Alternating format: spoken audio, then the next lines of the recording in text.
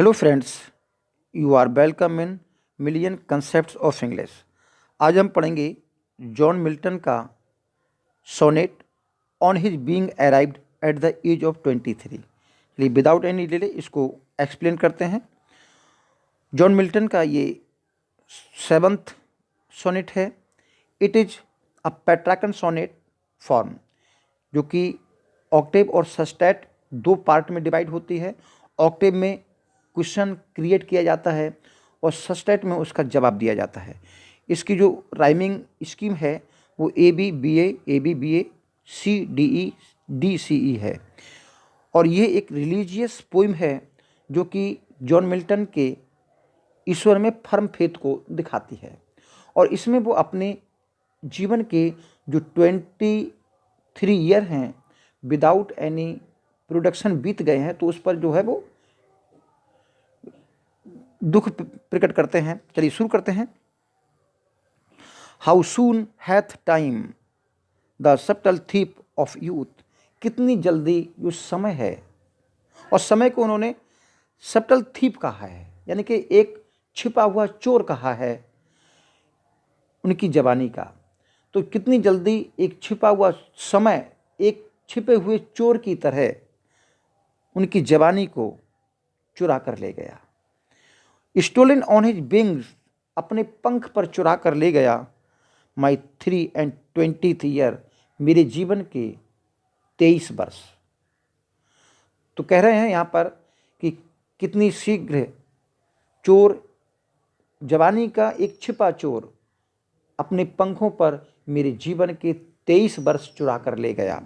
तो यहाँ पर उन्होंने चोर को, समय को चोर कहा है।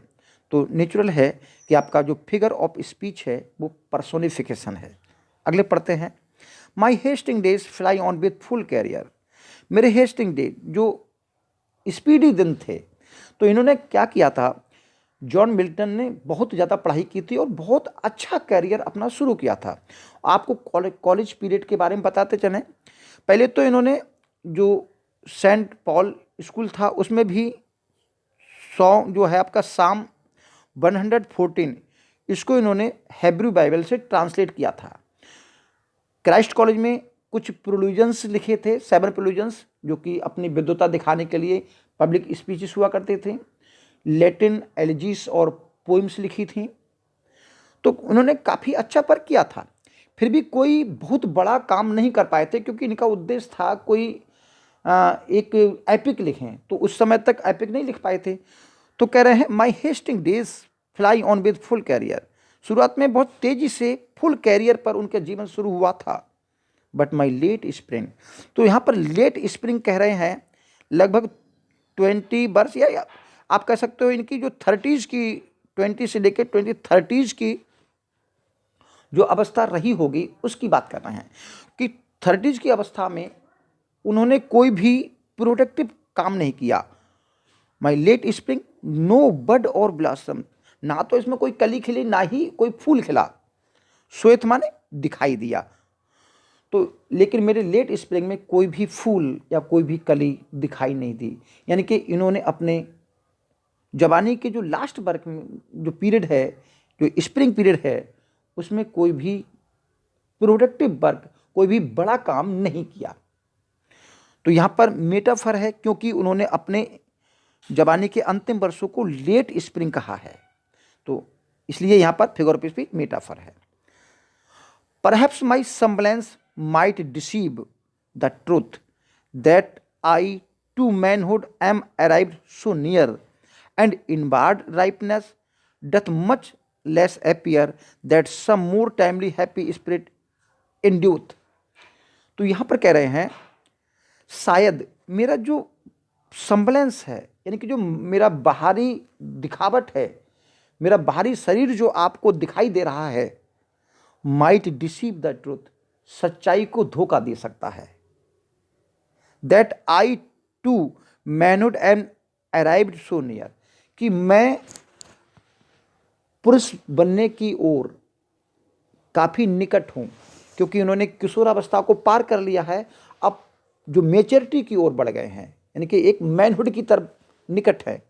लेकिन and inward ripeness doth much less appear. लेकिन जो इनवार्ड मेच्योरिटी है, आंतरिक परिपक्वता है, मच लेस अपीयर, बहुत कम दिखाई देती है। तो यहाँ पर ये कंपेयर कर रहे हैं कि फिजिकल तौर पर तो पुरुष बन गए हैं, लेकिन जो आंतरिक मैच्योरिटी है उसमें अभी परिपक्वता नहीं आई है, यानी कि उसने कोई प्रोडक्टिव वर्क नहीं किया है। शरीर तो बढ़ गया लेकिन उसके अनुसार कार्य नहीं हुआ। That some more timely happy spirit endueth. Endueth का मतलब यहां पर प्रयास करना। जो यहां कह रहे हैं इंड्यूथ का मतलब एंड्योर्स, तो यहां कह रहे हैं कि अगर कोई हैप्पी स्पिरिट, यानी कि वो व्यक्ति जिसने अपने शरीर के अनुसार, यानी कि जिस उम्र में वो पहुंचा और उसी उम्र के अनुसार उसकी आंतरिक मैच्योरिटी आई, उसी उम्र के अनुसार उसने वर्क भी किया, तो वो व्यक्ति हैप्पी स्पिरिट कहलाएगा। तो मैंने उस हैप्पी स्पिरिट की तरह काम नहीं किया, मैं दुखी व्यक्ति हूं।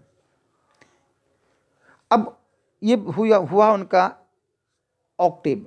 तो ये ऑक्टेव पार्ट था जिन्होंने अपने 23 ईयर चले जाने पर दुख प्रकट किया। अब वो क्या कह रहे हैं, ये बाद की जो 6 लाइनें हैं ये सस्टेट हैं। येट इट बी लेस और मोर, फिर भी अब यहां बता रहे हैं ईश्वर के सच्चाई पर आते हैं कि अब जो कुछ करेगा वो ईश्वर करेगा, क्योंकि जो व्यक्ति है उसके हाथ में कुछ नहीं होता, सब कुछ ईश्वर के हाथ में होता है। ईश्वर ही व्यक्ति को बनाता है, ईश्वर ही व्यक्ति को बिगाड़ता है। तो यहां पर कह रहे हैं येट बी इट लेस और मोर, चाहे थोड़ा हो या ज्यादा हो, और सून और स्लो, चाहे शीघ्र हो या धीमे धीमे हो।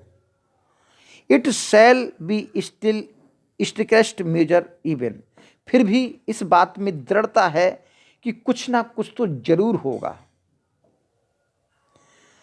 To that same lot however mean और हाई, यानी कि ऐसा तो भाग्य जरूर आएगा, चाहे उस भाग्य से, चाहे उसके फेट से ऊंचाई प्राप्त हो, मीन प्राप्त हो, यानी कि डाउनफॉल हो, या ऊंचाई प्राप्त हो। यानी कि कहने का मतलब है होगा तो कुछ ना कुछ जरूर है। अब ये डिपेंड करता है ईश्वर पर कि वो उसके जीवन में किस प्रकार का भाग लाते हैं।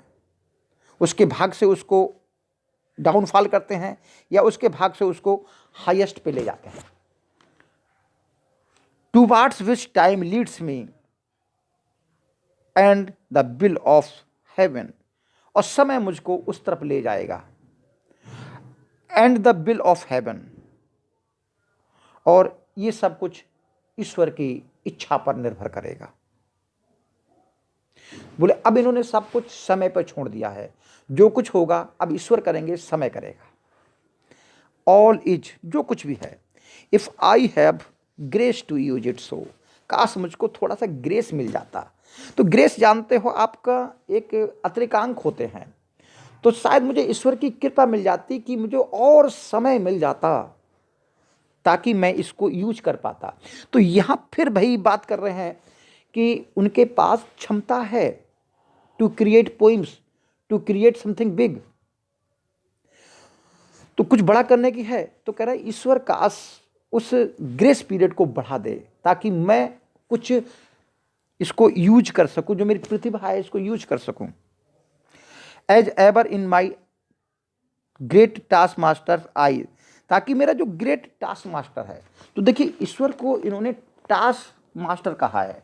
तो टास्क मास्टर वो व्यक्ति होता है जो व्यक्तियों को काम देता है कि आपका इतना टास्क है, आपको ये काम पूरा करना है।